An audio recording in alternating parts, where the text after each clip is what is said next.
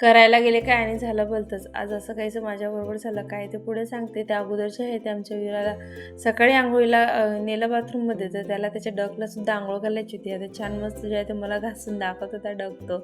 आणि मग त्याच्या कपड्याबरोबर डकलाही सुकवायला ठेवलं. त्यानंतर मग या कुंड्या आणल्या होत्या मी. तर एक माझं जे आहे कुंडं ते खराब झालं होतं. म्हटलं त्याला यामध्ये जे आहे भरून घेऊयात, परंतु कसलं काय त्याला छिद्र नव्हतं म्हणून मग ते पाडायला गेले, तर ते त्याला थोडीशी जे आहे चीर गेली. म्हटलं आता याच्यातून पाणी जर गळालं तर पुन्हा जो आहे तो प्रॉब्लेम येऊन जाईल. परंतु कसंबसं मी त्यामध्ये प्लास्टिक ची पॉलिथिन थोडीशी आत त्यामध्ये टाकली आणि त्यानंतर मग माती वगैरे टाकून जे आहे ते ॲलोवेराचं रोपटं त्यामध्ये लावून घेतलं. त्यानंतर मग मला 2 ब्लाऊज आज कट करून घ्यायचे होते. त्यातलं एक माझंच होतं.